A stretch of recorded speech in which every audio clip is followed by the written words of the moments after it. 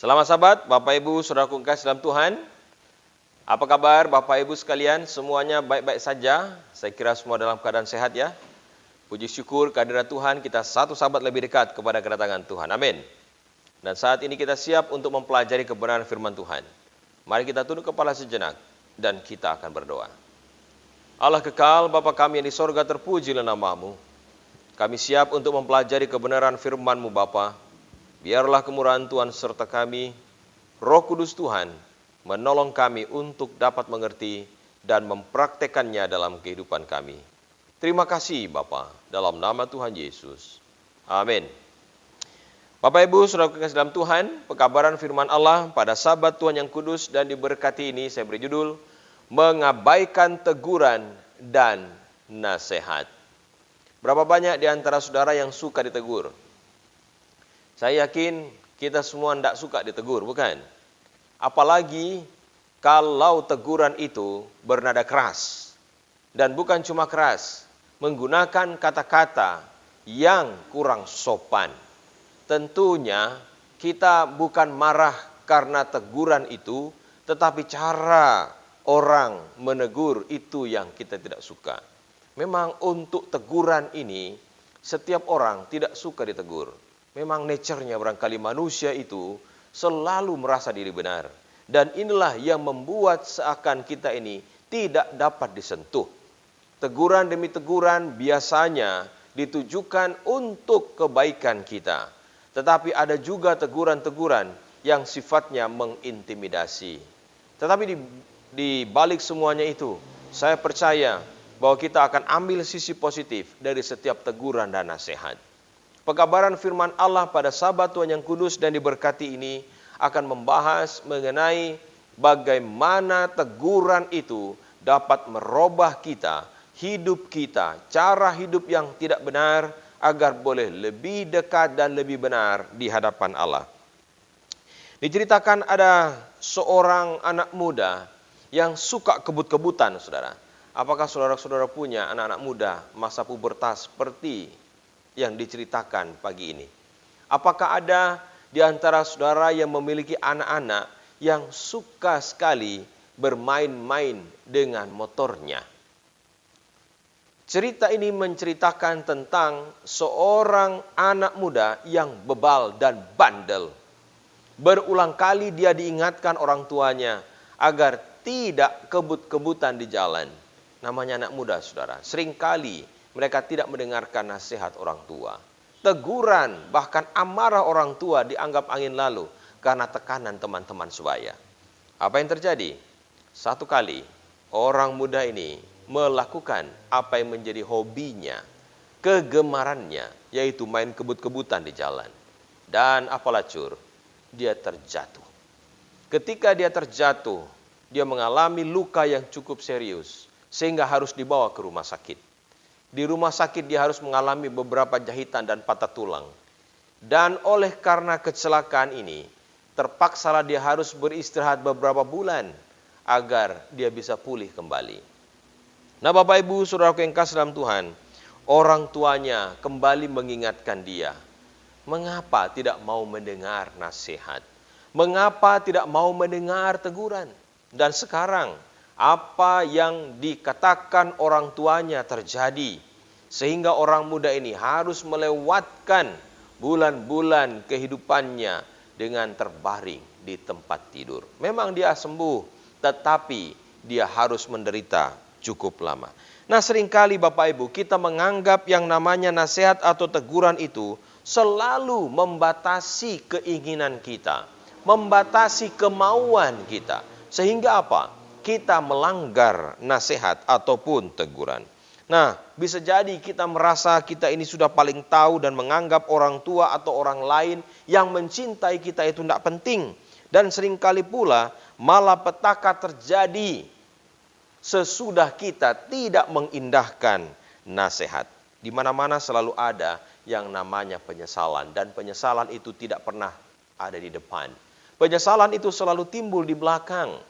Dan ini yang disebut dengan nasi sudah menjadi bubur. Nah Bapak Ibu Saudara yang kasih dalam Tuhan, kalau kepada orang tua kita bisa membangkang, kepada orang lain yang mencintai kita, yang mengingatkan kita, kita bisa jadi tidak mendengar teguran dan nasihat mereka. Apalagi Tuhan yang tidak kita lihat. Orang tua yang kita lihat, sahabat yang kita lihat, teman yang kita lihat. Karena mereka mencintai kita, mereka mengingatkan kita, mereka menegur kita. Kita tidak mau mendengar. Bagaimana dengan Allah yang berada di tempat yang kita tidak bisa lihat? Jika Dia mengingatkan kita, apakah kita mau mendengarnya? Bapak Ibu Saudara yang kasih dalam Tuhan, kita bisa saja mengabaikan atau tidak mendengarkan nasihat dan teguran Tuhan. Nasihat dan teguran Tuhan itu bisa jadi lewat firman Tuhan seperti ini. Bisa jadi lewat cara yang lain. Akibatnya jika kita tidak mendengar, maka kita akan terus-menerus berada di dalam dosa dan kesalahan kita. Semakin kita mengeraskan hati, semakin kita tidak akan bisa berubah. Amsal menuliskan, siapa bersih tegang leher, walaupun telah mendapat teguran, akan sekonyong-konyong diremukkan tanpa dapat dipulihkan lagi. Amsal 29 ayat 1. Di dalam versi Alkitab Bahasa Indonesia sehari-hari, barangkali ini lebih jelas lagi atau bisa lebih mengenal lagi. Demikian. Siapa terus membangkang kalau dinasehati, suatu waktu akan hancur dan tak dapat diperbaiki lagi. Saya ulangi pekabaran Amsal pada Sabat Tuhan yang kudus ini. Siapa terus membangkang kalau dinasehati, suatu waktu akan hancur dan tak dapat diperbaiki lagi. Ayat ini dengan jelas memberikan gambaran kepada kita bahwa saudara dan saya, kita manusia berdosa ini yang gudangnya salah. Kita wajib mendengar apa yang Tuhan katakan. Dikatakan tadi, kalau kita terus membangkang, mengeraskan hati, dan tidak mau mendengar nasihat dan teguran Tuhan, akan tiba saatnya bila mana kita akan hancur sehingga tidak dapat diperbaiki lagi. Hanya saudara dan Tuhan yang tahu apa dosa kesayangan kita masing-masing. Setiap orang tentu memiliki pergumulan pribadinya. Dan Tuhan mencintai kita. Itulah sebabnya Dia mengingatkan kita. Makanya saudara yang kasih dalam Tuhan, Tuhan mengingatkan anak-anaknya dengan serius. Tetapi jika kita sudah dilarang tetap bebal saja dan tidak mau diingatkan, seperti anjing kembali ke muntahnya, demikianlah orang bebal yang mengulangi kebodohannya. Amsal 26 ayat 11. Sungguh keras pekabaran firman Tuhan. Allah mengingatkan kita, seringkali kita tidak mau mendengar. Dan saat kita mengeraskan hati, Tuhan katakan, berhati-hatilah, satu waktu engkau akan hancur dan tak dapat diperbaiki kembali. Nah, saudara yang kasih dalam Tuhan, saya ingin mengingatkan saudara tentang pengalaman bangsa Israel pada waktu mereka meninggalkan Mesir. Kali pertama mereka meninggalkan tanah perbudakan ini, mereka telah melihat kuasa Allah di dalam setiap mujizat. Tulah-tulah yang terjadi di Mesir cukup sebenarnya untuk membuat mata mereka melihat siapa Allah yang mereka sembah. Bahkan sampai ketika mereka menyeberangi Laut Merah, Allah membelah laut itu di depan mata mereka. Tetapi toh mereka tetap bebal. Bangsa yang tegar tengku ini, saudaraku, membuat patung anak lembu emas selepas mereka lepas dari maut. Dan mereka menyakiti hati Tuhan. Tidak heran, dari sekian juta yang meninggalkan tanah Mesir, hanya 2 orang saja yang masuk hidup-hidup ke tanah perjanjian itu, yaitu Yosua dan Kaleb. Yang lain bagaimana? Jutaan orang, mereka binasa di padang gurun.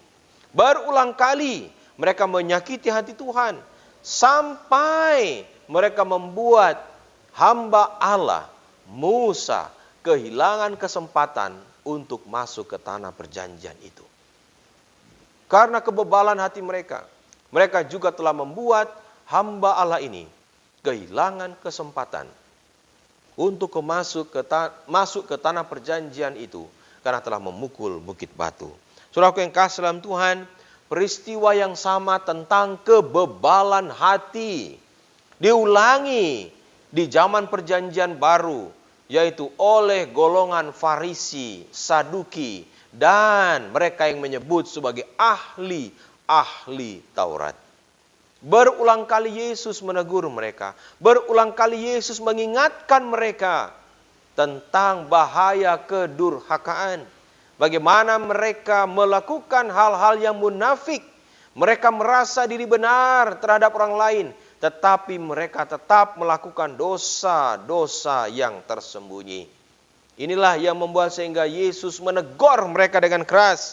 Bahkan di dalam Markus pasal 3 ayat 5, dia katakan, ia berduka cita karena kedegilan mereka, dan dengan marah ia memandang sekelilingnya kepada mereka.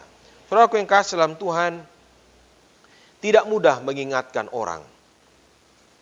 Ketika Allah mengingatkan bangsa Israel berulang kali lewat para nabinya, begitu banyak nabi-nabi Allah yang dibunuh. Bahkan ketika anak Allah turun ke dunia dan mengingatkan mereka dengan pekabaran-pekabaran firman-Nya, mereka tetap juga membunuhnya. Yesus rela mengorbankan segalanya demi keselamatan kita manusia. Dia rela turun dan mengambil rupa sebagai seorang hamba, melepaskan atribut keilahiannya, tetapi lihatlah bagaimana sikap dan reaksi para pemimpin pendahulu kita. Bangsa Israel, bahkan orang-orang Farisi. Orang-orang Israel di zaman Musa dan orang-orang Farisi di zaman Yesus menunjukkan kekerasan tengkuk atau kebebalan hati yang sama. Hati mereka sama-sama telah membatu. Ini menunjukkan pribadi yang mudah sekali panik, pribadi yang sulit percaya kepada Tuhan, meskipun mereka sudah mengalami begitu banyak kuasa Tuhan yang nyata dalam kehidupan mereka. Bapak Ibu saudara yang kasih dalam Tuhan, kebebalan hati ini membuat Allah kita bersedih. Mari kita belajar dari pelajaran bangsa Israel yang merupakan pendahulu kita ini. Firman Allah katakan di dalam Roma 6 ayat 12. Sebab itu hendaklah dosa jangan berkuasa lagi di dalam tubuhmu yang fana, supaya kamu jangan lagi menuruti keinginannya. Apa yang dinyatakan di dalam pekabaran kebenaran firman Tuhan, pengalaman bangsa Israel cukuplah menjadi contoh bagi kita, agar kita tidak mengulang kesalahan yang sama. Makanya buku Roma katakan tadi, jangan dosa itu berkuasa lagi di dalam tubuhmu, supaya kamu tidak menuruti keinginannya. Kita tidak boleh buang kesempatan, tidak boleh menyia-nyiakan teguran Tuhan ini. Karena satu waktu dikatakan tadi, kita tidak akan bisa diperbaiki lagi. Nah Bapak Ibu, saudara yang kasih dalam Tuhan, sebagai umat Tuhan tentu kita ini tidak ada yang sempurna, bukan? Di dalam gereja, begitu banyak ketidaksempurnaan didapatkan. Apakah itu pendeta? Apakah itu ketua? Apakah itu diakon? Semua kita tidak sempurna di hadapan Tuhan. Itulah sebabnya wajiblah bagi kita untuk saling mengingatkan, saling mendoakan satu sama lain. Sebab karena kita ini tidak sempurna, maka kita boleh saling memperhatikan. Tentu kita tidak menghakimi, bukan? Karena saat saudara dan saya hidup bersama-sama di hadapan Allah, kita sama-sama debu yang memerlukan keselamatan. Itulah sebabnya Ibrani 3 ayat 13 katakan, tetapi nasihatilah seorang akan yang lain setiap hari, selama masih dapat dikatakan hari ini, supaya jangan ada di antara kamu yang menjadi tegar hatinya karena tipu daya dosa. Kalau kita mengingatkan orang lain, tentunya ada caranya. Saya yakin saudara dan saya, kita semua bukan orang yang suci dan saleh tanpa dosa. Sama-sama kita ini orang berdosa. Jadi biarlah kita boleh saling mengingatkan dengan cara yang baik dan benar. Tuhan begitu panjang sabar, saudaraku yang kasih. Dia mencintai saudaraku dan saya. Itulah sebabnya dia tidak langsung menjatuhkan hukuman, tepat seperti bangsa Israel dulu. Begitu banyak nabi dikirimkan supaya mereka sadar. Tetapi walaupun begitu banyak nasihat dan teguran telah diberikan lewat para nabi, bangsa Israel tidak bertobat juga. Mereka mengeraskan hati dan karena kedegilan mereka, Tuhan berkata, pada hari ini, jika kamu mendengar suaranya, janganlah keraskan hatimu seperti dalam kegeraman. Ibrani 3 ayat 15. Janganlah kita mengulang sejarah bangsa Israel. Karena ketidaktaatan mereka, kedegilan hati mereka, akhirnya mereka dibuang ke pembuangan. Mereka berada di Babylon 70 tahun. Dan ada banyak sengsara yang mereka hadapi ketika Allah mengizinkan bangsa-bangsa lain menindas mereka. Saudaraku, kekerasan hati dan kepala yang berlarut-larut pada satu saat nanti akan membawa penyesalan yang bisa jadi tidak dapat diperbaiki. Itu sebabnya Roh Kudus selalu mengingatkan kita. Saya percaya bahwa saudara dan saya, kita semua akan selalu berdoa memohon pengampunan Tuhan. Hari demi hari, setiap hari kita datang kepada Tuhan. Dan Roh Kudus akan selalu mengingatkan kita akan kelemahan kita. Kadangkala timbul kebebalan hati kita, bukan? Mungkin bisa jadi kita menganggap karena kita masih muda, maka kita jauh dari hukuman. Atau bisa jadi karena kita ini masih sehat, semua baik-baik saja. Ekonomi baik, tidak nyungsep, semua baik-baik saja. Ini membuat kita tebal telinga dan tidak menanggap kebenaran Tuhan. Ada begitu banyak orang yang demikian, saudaraku. Mereka menganggap selama mereka semua baik-baik saja, mereka tidak mengindahkan teguran dan nasihat Tuhan. Masih ingat Hizkia? Ketika dia sembuh dari sakit, utusan dari Babel datang dan dia tunjukkan semua hartanya. Nabi Allah datang dan sampaikan, apakah yang kau tunjukkan kepada mereka? Oh, tidak ada yang tidak saya tunjukkan, semua saya tunjukkan. Bahkan semua harta yang ada di dalam istananya. Nabi Tuhan Yesaya katakan, akan tiba masanya bila mana semua hartamu ini akan diangkut ke Babel. Apa jawab Hizkia? Asalkan ada kedamaian seumur hidupku. Itulah yang dia katakan di dalam hatinya. Bapak Ibu, banyak kali kita menganggap bahwa teguran dan nasihat Tuhan itu benar-benar tidak penting. Kita menganggap enteng nasihat dan teguran Tuhan. Itulah sebabnya pagi hari ini mari kita renungkan bersama. Mengapa penting bagi kita untuk menyadari kelemahan kita, kesalahan kita, dan dengan rendah hati kita datang kepada Tuhan, memohon pengampunan dan kembali ke jalan yang benar. Banyak orang yang menganggap bahwa dia tidak memerlukan pengampunan. Banyak orang yang menganggap bahwa dia tidak memerlukan pertobatan. Loh, saya tiap sabat ke gereja kok. Nah, untuk apa? Saya tidak butuh pertobatan. Setiap sabat saya sudah di gereja. Masih ingat dirham yang hilang? Dirham itu tidak kemana-mana.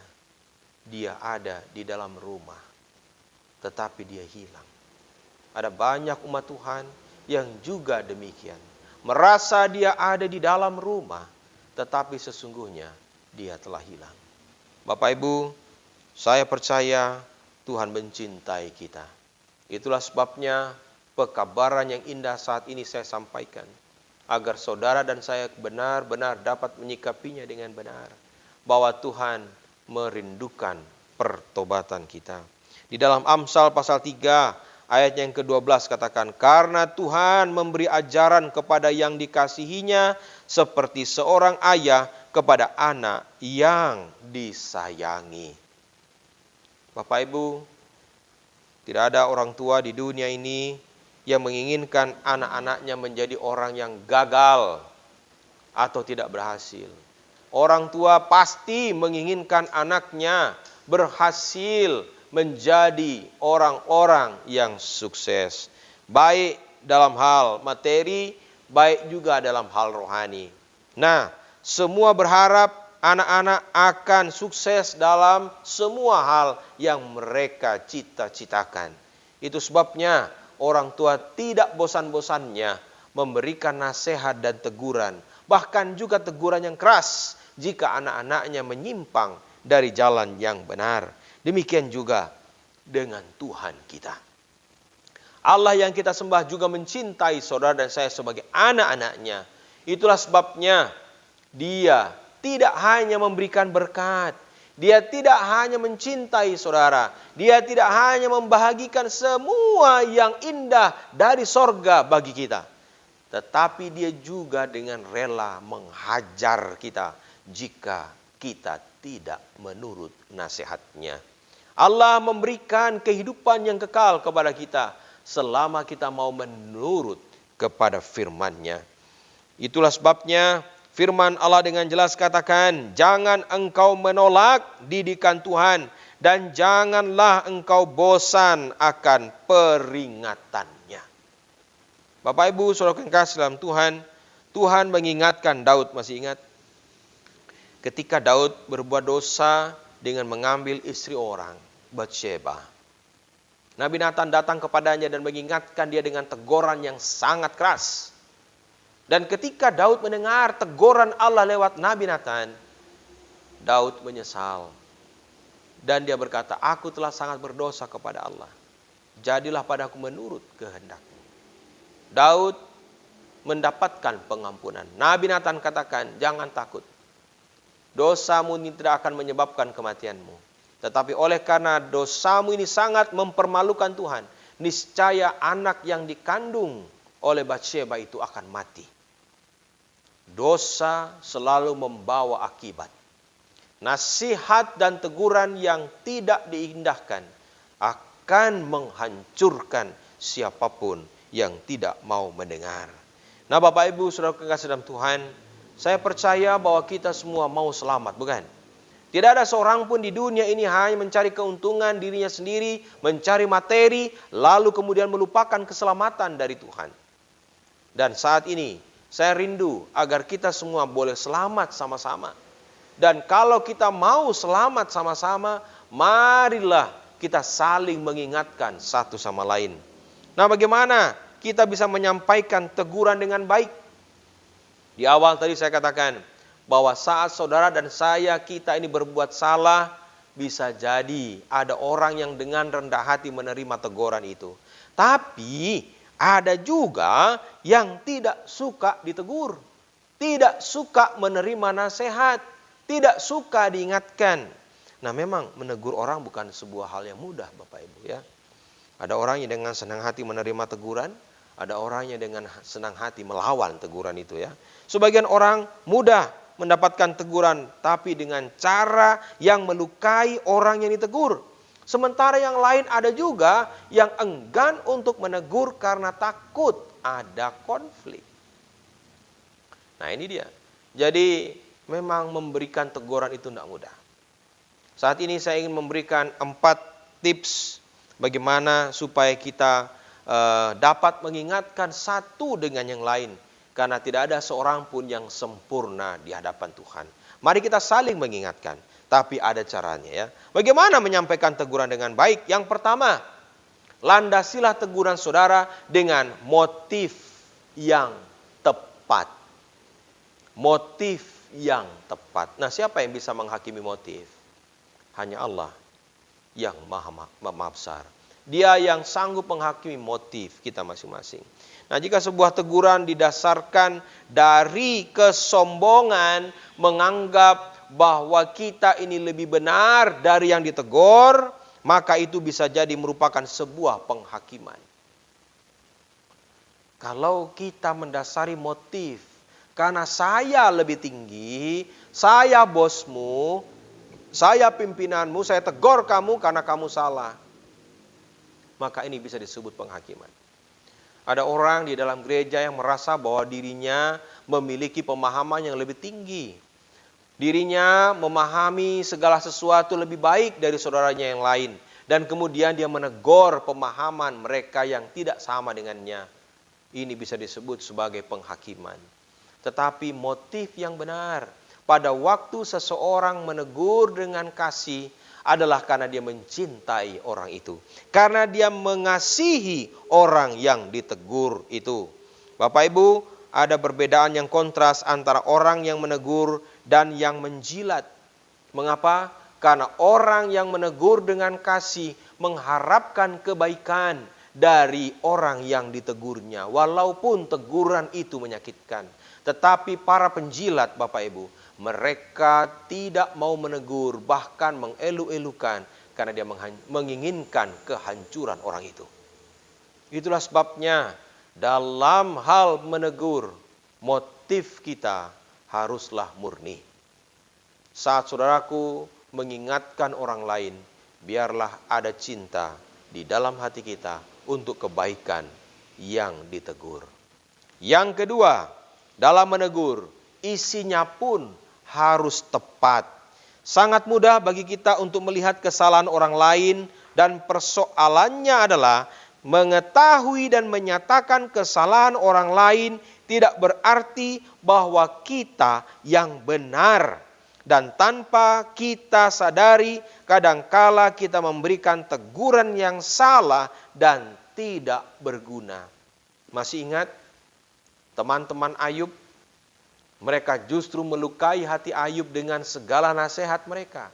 Dan pada akhirnya Allah menyatakan bahwa mereka bersalah karena mereka telah menilai Allah dengan cara yang salah. Kalau saudaraku melihat saudara-saudara kita, orang-orang yang berada bersama dengan kita di dalam gereja, melakukan kesalahan, pelanggaran, dan dosa. Kira-kira apakah isi teguran kita? Ambillah contoh. Kalau dia melanggar sabat, apa yang akan saudara katakan? Jangan kamu bekerja hari sabat. Kalau kamu bekerja hari sabat masuk neraka. Tuhan hukum kamu. Apakah ini teguran dengan cara yang benar? Saat saudara dan saya memberikan teguran dengan cara yang seperti ini, kita justru akan membuat mereka tidak akan pernah datang ke gereja lagi. Cara memberikan teguran pun harus benar, isinya pun harus tepat, sehingga pekabaran itu bisa diterima. Mengapa kita harus ke gereja? Karena Tuhan mencintai kita, dan kita mencintai Tuhan. Saat kita ke gereja, kita memuliakan Dia, mengucap syukur karena kita mencintainya. Menegur haruslah dengan isi yang tepat. Yang ketiga, gunakanlah cara yang tepat pada saat kita menegur sesama kita.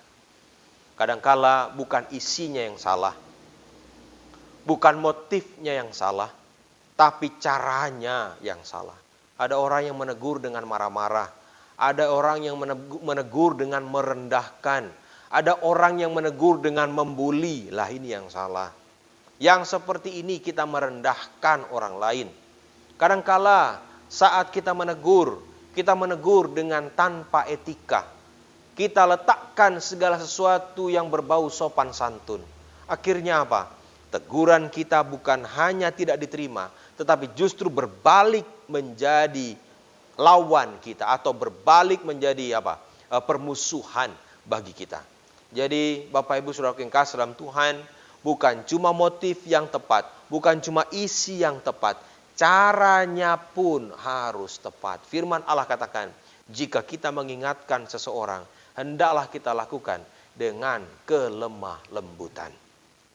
Memang ada orang yang tidak bisa ditegur dengan lemah lembut, saudara. Ada. Tetapi firman Allah dengan jelas mengatakan, kalau kita mengingatkan orang lain, gunakanlah bahasa yang sopan dan lemah lembut.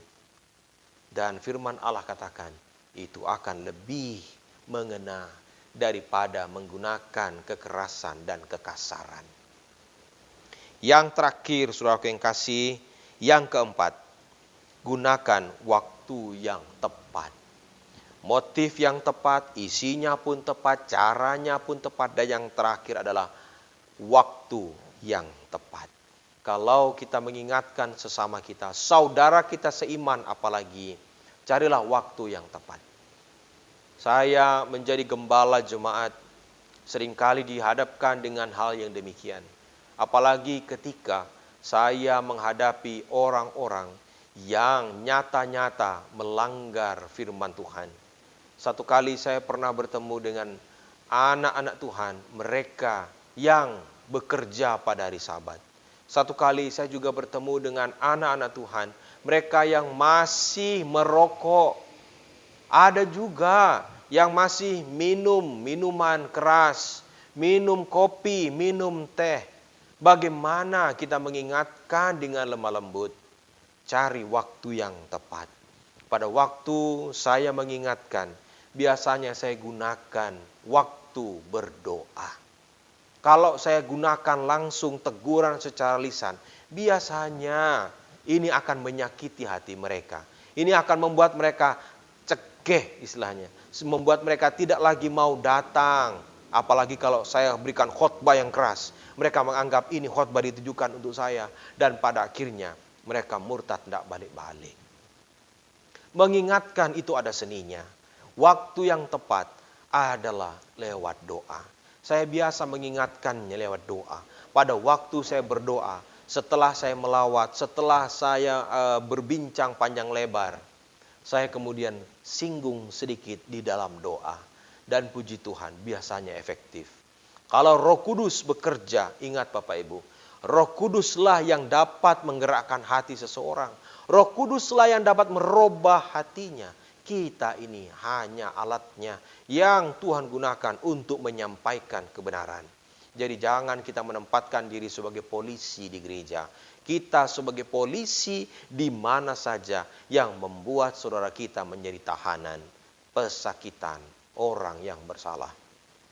Kita wajib saling mengingatkan, tetapi tidak boleh saling menghakimi. Itu sebabnya pekabaran kebenaran ini disalut di dalam gula doa. Saudara dan saya akan dapat menegur dengan tulus dan ikhlas mereka yang bersalah di dalam doa. Jadi saya berdoa, saudaraku. Di akhir dari kunjungan saya berdoa. Dan di dalam doa itu saya singgung sedikit. Dan puji Tuhan, dia merasa malu, dan malunya itu dia tahu dirinya dengan Tuhan. Dia tahu dia salah, dan puji Tuhan dia berubah. Itu sebabnya Bapak Ibu Saudara kekasih dalam Tuhan, dalam hal yang demikian, saudara dan saya, kita sama-sama orang-orang berdosa di hadapan Tuhan. Tidak ada salahnya untuk saling mengingatkan satu dengan yang lain. Nah, bagaimana jika seandainya Tuhan yang menegur kita? Kalau kita ditegur pendeta, kalau kita ditegur misalnya oleh ketua jemaat, bisa jadi kita tidak mau dengar. Nah, itu urusan kita dengan Tuhan. Tetapi kalau Tuhan yang menegur kita, bagaimanakah seharusnya kita bersikap? Bagaimana Tuhan menegur? Bisa dengan banyak cara. Lewat penyakit, lewat ekonomi, usaha nyungsep dan lain sebagainya. Banyak teguran Tuhan bagi kita. Dan semua itu hanya sentilan-sentilan kecil. Karena dia mencintai kita. Jangan sampai dia keluarkan cambuk yang membuat kita kesakitan. Tuhan menegur dengan kasih, saudaraku. Dan teguran itu membuat kita sadar. Tujuannya bukan supaya kita mati. Orang tua pukul anak, tidak supaya anak ini mati, saudara. Orang tua pukul anak, orang tua kasih disiplin sama anak, supaya dia tobat, supaya dia sadar. Nah, Allah mengingatkan kita dengan cambukan-cambukan kecil. Tidak berduri, saudaraku. Kalau cambukan itu berduri, niscaya bisa jadi kita mati, bukan. Tuhan mencintai kita. Dan itu sebabnya dia mengingatkan kita dengan caranya. Dan kalau kita diingatkan Tuhan, peka gitu loh. Bagaimana Tuhan mengingatkan kita. Dan saat Tuhan mengingatkan kita, dengan mata hati kita, kita bisa melihat, oh Tuhan, terima kasih. Matur nuwun Gusti, saya sudah diingatkan. Dan saat kita diingatkan, ayolah balik ke jalan yang benar. Jangan teruskan dosanya. Jangan teruskan salahnya. Kalau sampai kita tidak mau mendengar, dikatakan tadi, akan tiba satu waktu di mana kita akan hancur dan tak dapat diperbaiki lagi. Pekabaran firman Tuhan dalam Ibrani 12 ayat yang ke-7 sebagai ayat kita yang terakhir katakan, jika kamu harus menanggung ganjaran, Allah memperlakukan kamu seperti anak. Di manakah terdapat anak yang tidak dihajar oleh ayahnya? Bapak Ibu, Tuhan mencintai saudara dan saya. Karena cintanya itulah Dia menegur dan mengingatkan kita. Dia menasihati kita dengan caranya yang ajaib. Mari, jangan keraskan hati. Apapun yang Tuhan mau supaya kita lakukan, dengan kerendahan hati mari kita lakukan. Dan Tuhan mau ada pertobatan di dalam hati kita. Semoga Allah memberkati kita dan kasih karunia-Nya akan menolong kita untuk hidup benar di hadapan-Nya. Amin. Mari kita berdoa. Bapa di sorga, kami mengucap syukur atas kasih sayang Tuhan. Terima kasih untuk berkat firman-Mu. Kami mengucap syukur Tuhan, karena Engkau selalu mengingatkan kami. Kami yang bebal dan tegar tengkuk ini Tuhan, hanya mengharapkan belas kasih-Mu. Pimpinlah kami, agar kami dapat dengan peka mendengarkan nasihat dan teguran Tuhan. Dan tolong kami untuk berubah hidup lebih baik dari hari ke hari. Ulanglah bersama dengan kami, kiranya damai sejahtera-Mu akan menyertai kami.